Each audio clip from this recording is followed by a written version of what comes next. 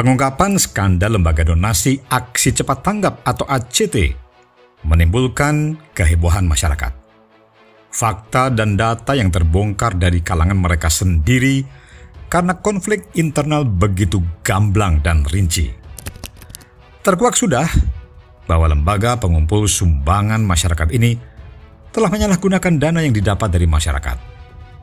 Buntut dari semua ini, akhirnya pemerintah pun membekukan izin yayasan ACT.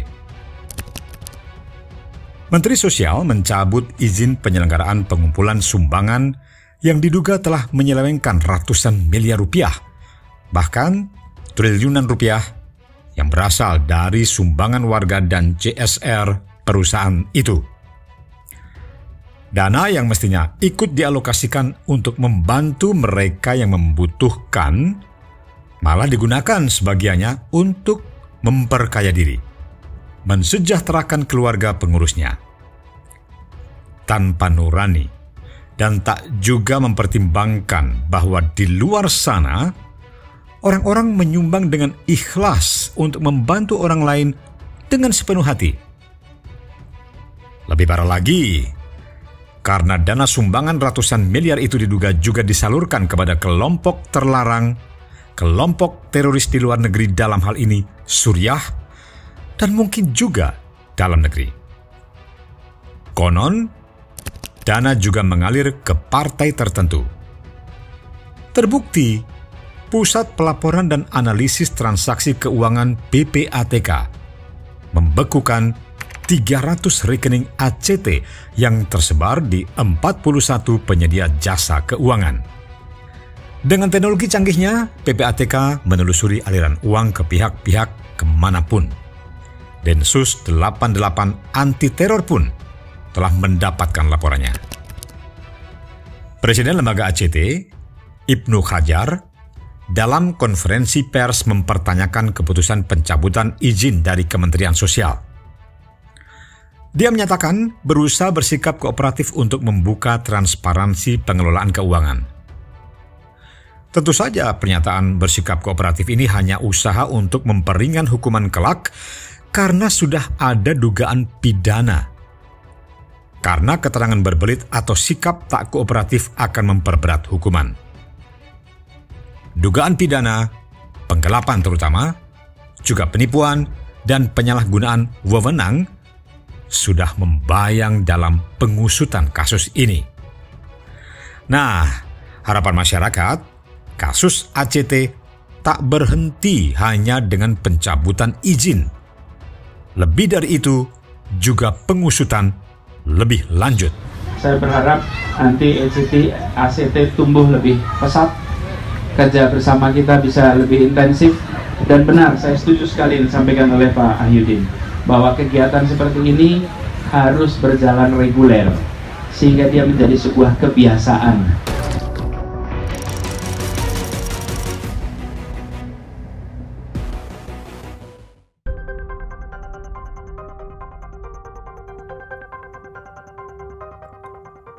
Berkah konflik internal oleh mismanajemen ACT, ditambah serta keserakahan pendiri dan pengurusnya, adalah terkuaknya skandal penyaluran dana yang menghebohkan masyarakat saat ini. Heboh di media, mempercepat tindakan aparat dan lembaga pemerintah yang mengawasi kegiatan mereka. Jangan biarkan lembaga seperti ACT yang mendapatkan dana triliunan dengan senjata mendakwai masyarakat agar terus beramal bagi sesama, tetapi mereka justru menilepnya untuk keuntungan pendiri dan pengurusnya.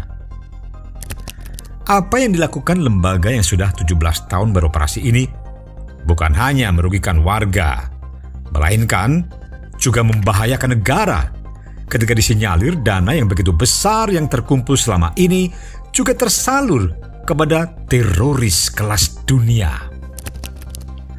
Hampir bersamaan dengan meledaknya kasus ACT di Jombang, Jawa Timur, akhirnya tersangka kasus pencabulan santri yang tak lain anak seorang kiai pimpinan sebuah pondok pesantren dijemput paksa polisi.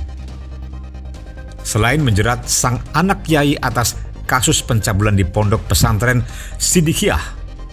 Polisi juga mengamankan puluhan orang lainnya karena menghalangi kerja aparat saat melakukan penangkapan di ponpes tersebut. Ya, sempat terjadi kericuhan ketika polisi hendak menjemput Muhammad Subki Azal Sani alias Mas Beki, putra pengasuh pondok pesantren Siddiqiyah. Beki berstatus tersangka sejak tahun 2019 dan sudah masuk daftar pencarian orang atau DPO kasus pencabulan terhadap santriwati sejak bulan Januari lalu. Kasus pencabulan santriwati yang dilaporkan oleh aktivis perempuan tersebut selama 3 tahun jalan di tempat. Beki dilaporkan bersembunyi dari pihak berwenang di dalam pondok pesantren yang dikelola orang tuanya, yang sekaligus merupakan tempat kediaman keluarganya.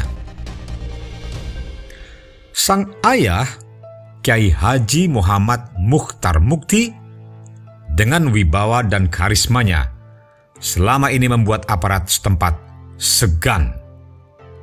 Dialah yang terus mencegah polisi menangkap anaknya. Bahkan sang kiai sesumbar dengan membawa keselamatan bangsa. Dia keberatan anaknya ditangkap dengan alasan untuk keselamatan bersama. Demi kejayaan Indonesia Raya. Nggak salah tuh, Pak. Hah? Pak Kiai? Nggak salah tuh. Yang pasti, kasus ACT dan pencabulan santriwati pondok pesantren ini menunjukkan kita sedang bermasalah dengan orang-orang berjubah agama. Mereka telah menggunakan tameng agama untuk penipuan dan pencabulan. Mereka, para pelaku, jelas belajar hukum agama yaitu akhlak, adab, dan mereka juga belajar hal-hal yang haram dan halal, yang diperbolehkan dan yang dilarang. Tapi tanpa terasa bersalah, malah mempermainkannya. Mereka menggunakan agama untuk mengelabui umat awam. Doktrin agama yang disuntikkan hingga overdosis membuat para korban umat tak berdaya di bawah bujukan, tekanan, dan juga ancaman. Tujuan mereka agar umat yang awam mengikuti apa saja yang mereka inginkan. Terus berderma, terus peduli sesama, terus menyumbang, dan merekalah yang menanggung keuntungan untuk memakmurkan diri sendiri dan kelompoknya. Tindakan itu tidak hanya bertentangan dengan hukum positif, undang-undang, dan aturan yang berlaku. Lebih dari itu juga etika, moral, agama, serta keadaban sosial yang berlaku di negeri kita dan dimanapun. Mereka memanfaatkan belas kasihan dan semangat gotong royong serta kepedulian sesama untuk menggelembungkan kantong sendiri. Karena itu, tindakan tegas memang harus dilakukan. Hukum Indonesia selama ini terlalu baik, terlalu longgar, dan lemah dalam menghadapi orang-orang yang dianggap alim dan merasa beragama. Ciri-ciri negara maju adalah ketegasan penegakan hukumnya. Makin maju satu negara, makin tegas penegakan hukumnya. Makin transparan dan berlaku bagi siapapun yang melanggar, tidak tebang pilih, tidak ada mentang-mentang.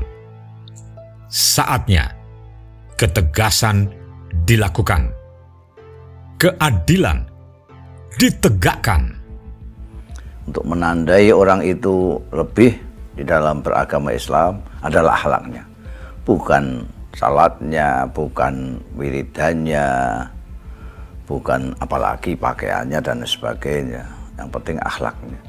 Karena itu kalau kita pelajari biografi atau sirah dari Kanjeng Rasul Shallallahu Alaihi Wasallam, maka yang paling menonjol dicontohkan oleh beliau adalah perilaku yang berbudi, perilaku yang berakhlakul karimah,